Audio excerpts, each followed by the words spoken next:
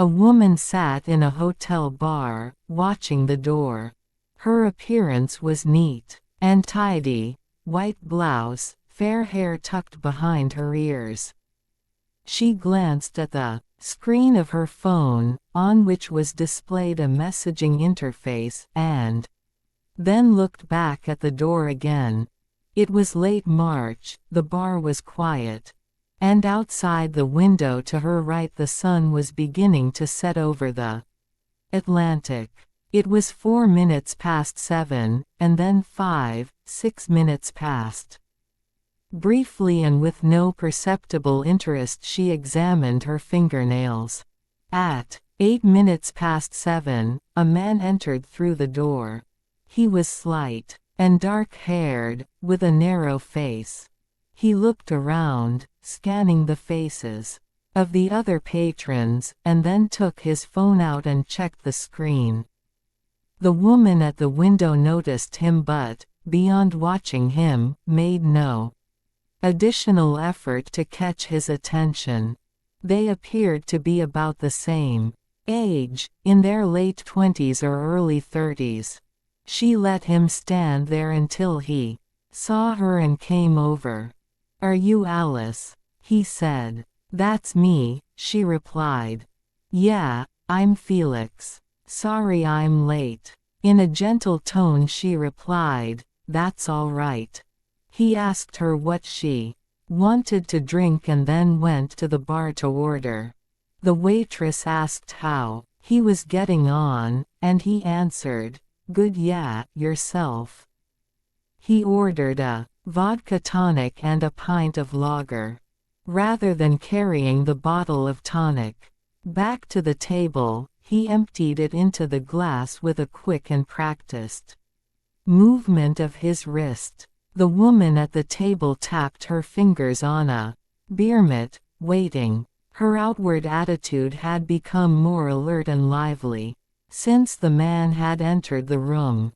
She looked outside now at the sunset, as if it were of interest to her, though she hadn't paid any attention to it before. When the man returned and put the drinks down, a drop of lager spilled over and she watched its rapid progress down the side of his glass.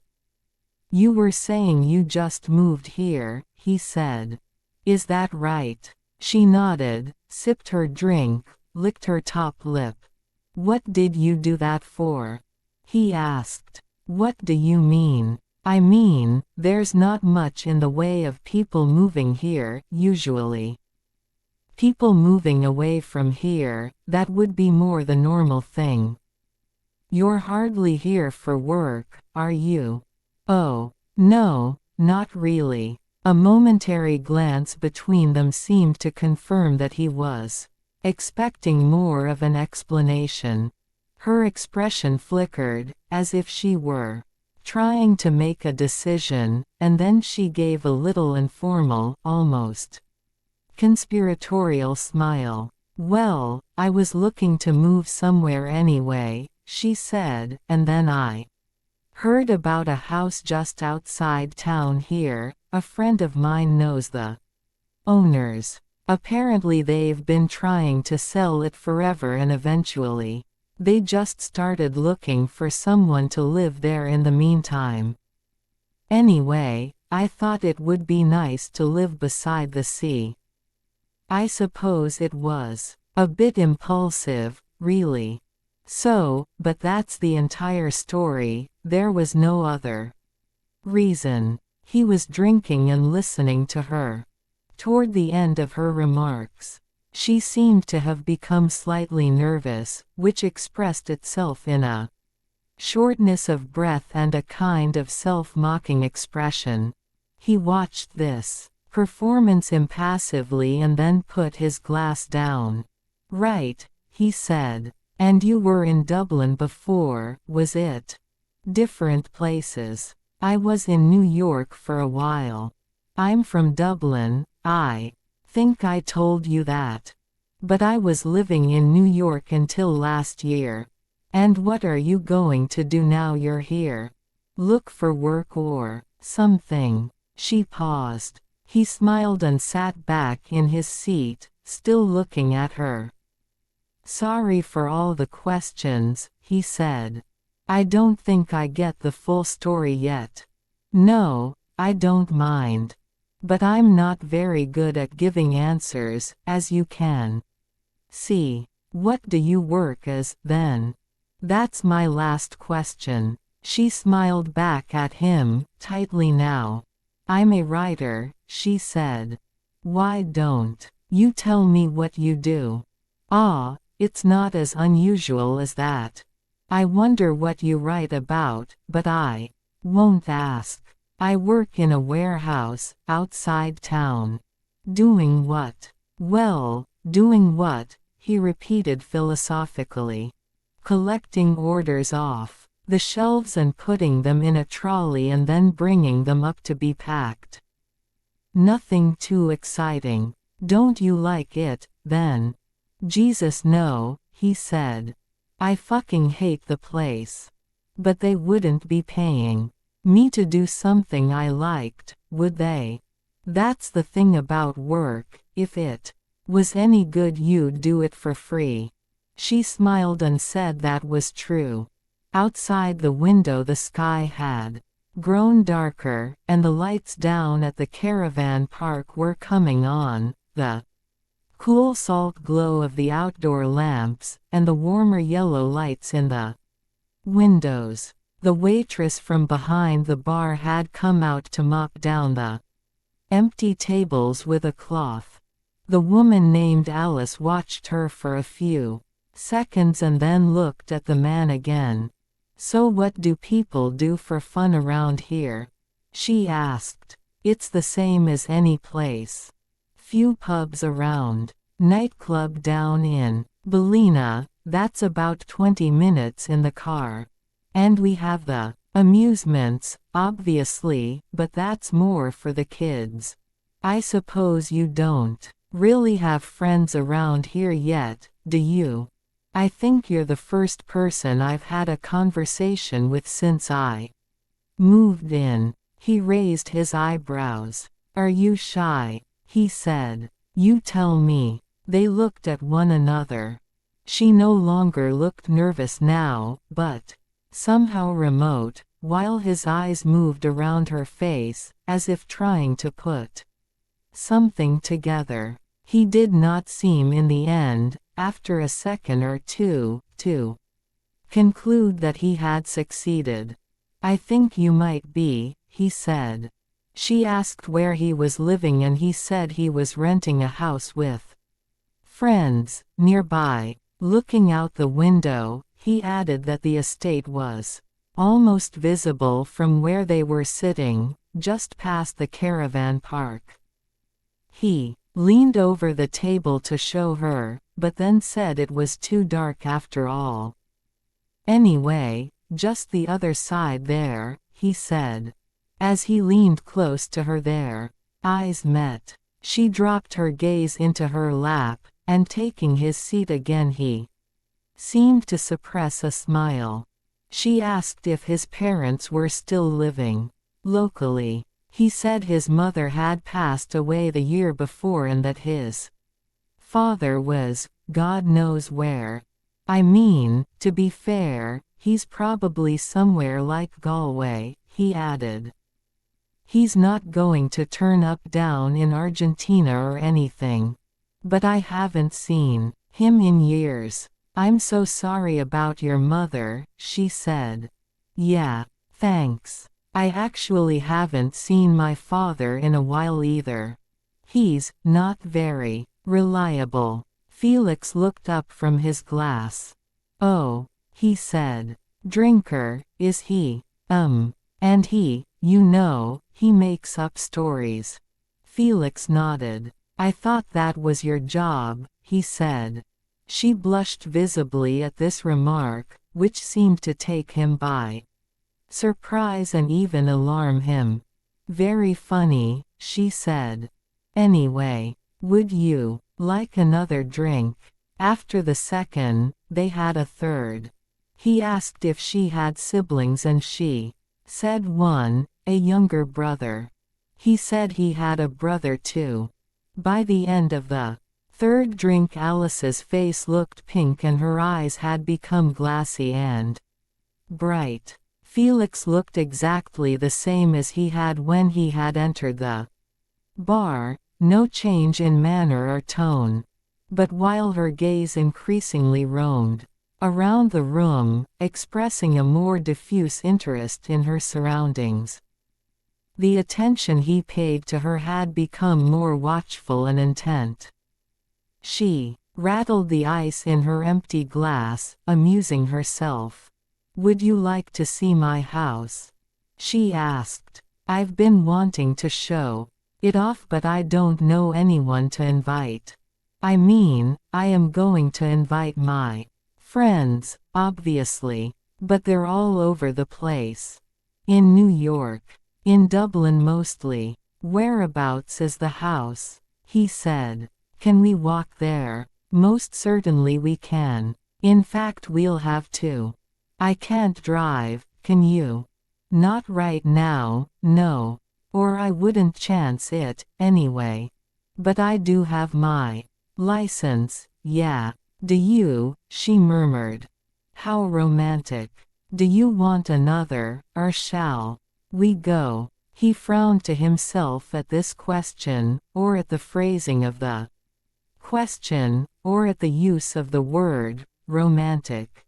She was rooting in her handbag without looking up. "Yeah, let's head on, why not?" he said. She stood up and began to put on her jacket, a beige single-breasted raincoat. He watched her fold back one sleeve cuff to match the other. Standing upright, he was only just taller than she was. "How far is it?" he said. She smiled at him playfully. "Are you having second thoughts?" she said. "If you get tired of walking, you can always abandon me and turn back. I'm quite used to it. The walk, that is. Not being abandoned. I might be used to that as well, but it's not the sort of thing I confess to strangers."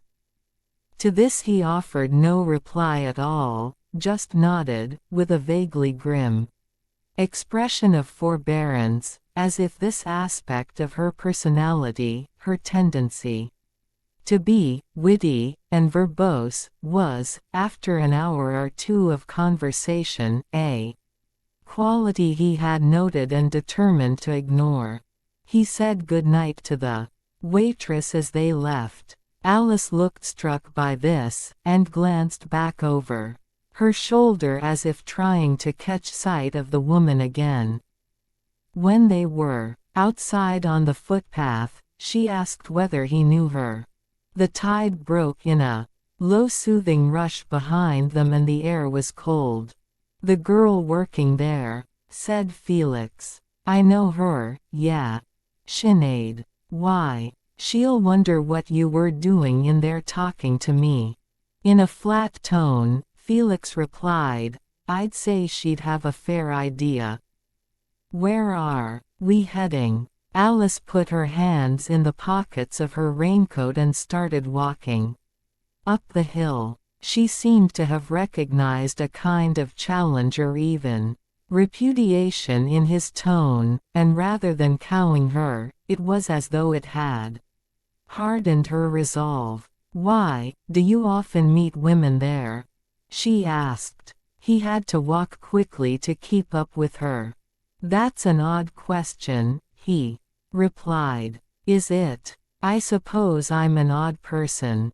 Is it your business if I meet people there?" he said. "Nothing about you is my business, naturally. I'm just curious." He seemed to consider this, and in the meantime repeated in a quieter, less certain voice, "Yeah, but I don't see how it's your business." After a few seconds he added, "You're the one who suggested the hotel.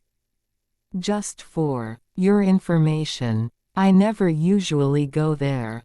So no, I don't meet people there that much." "Okay. That's okay, that's fine. My curiosity was piqued by your remark about the girl behind the bar, having an idea what we were doing there. Well, I'm sure she figured out we were on a date, he said. That's all I meant. Though she didn't look around at him, Alice's face started to show a little more amusement than before, or a different kind of amusement. You don't mind people you know seeing you out on dates with strangers? She asked. You mean because it's awkward or whatever?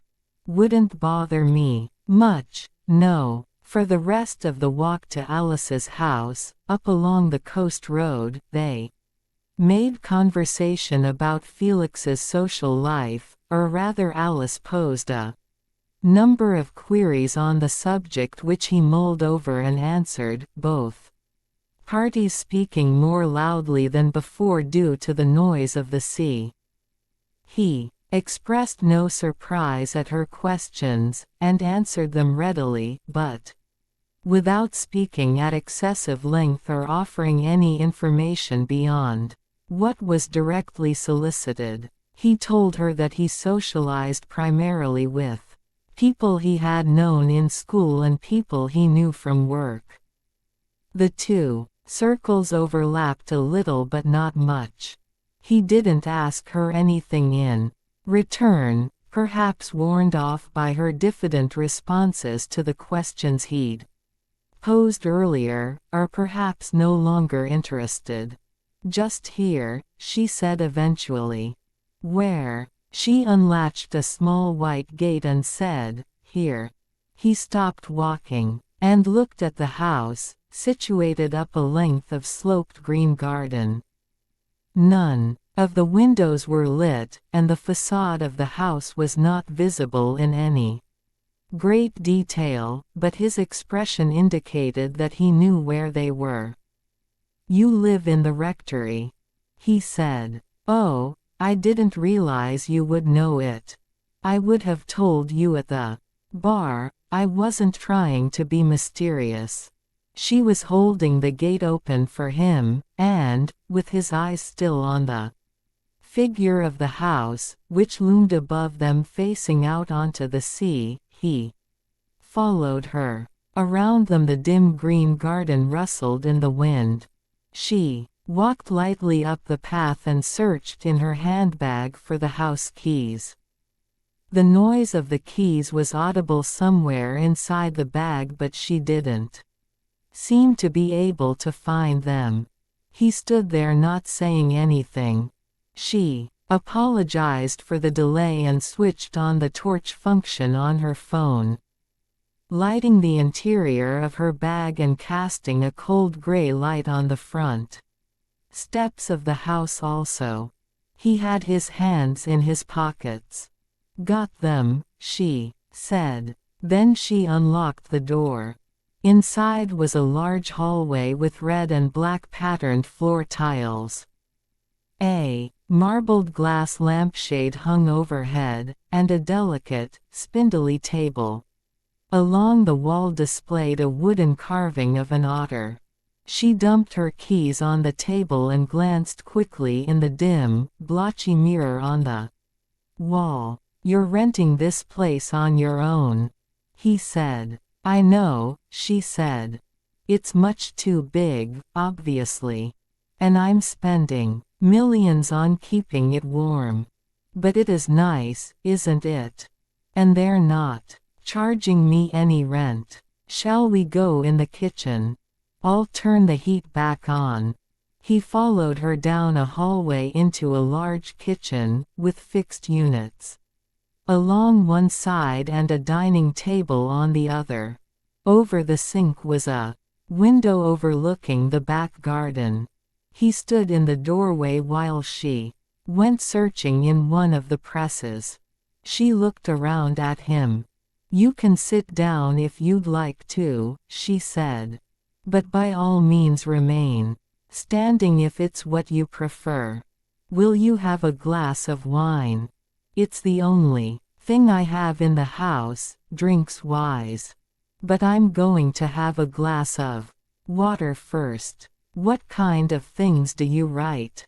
If you're a writer. She turned around, bemused. If I am, she said. I don't suppose you think I've been lying. I would have come up with something better if I had been. I'm a novelist. I write books. And you make money doing that, do you? As if sensing a new significance in this question, she glanced at him once more and then went back to pouring the water. Yes, I do, she said. He continued to watch her and then sat down at the table. The seats were padded with cushions in crinkled russet cloth. Everything looked very clean. He rubbed the smooth tabletop with the tip of his index finger. She put a glass of water down in front of him and sat on one of the chairs. Have you been here before?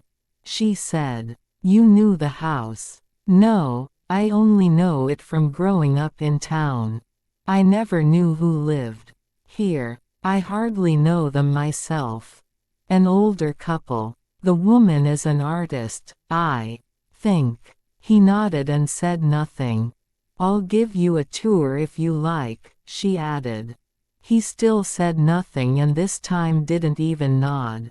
She didn't look perturbed by this. It seemed to confirm some suspicion she had been nursing, and when she continued to speak it was in the same dry, almost sardonic tone. You must think I'm mad living here on my own, she said.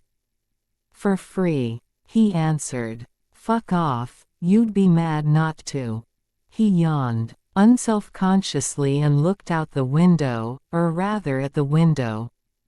Since it was dark out now and the glass only reflected the interior of the room. How many bedrooms are there, out of curiosity? He asked. 4. Where's yours? In response to this abrupt question she did not move her eyes at first, but kept staring intently at her glass for a few seconds before looking directly up at him. Upstairs, she said. They're all upstairs. Would you like me to show you? Why not, he said. They rose from the table.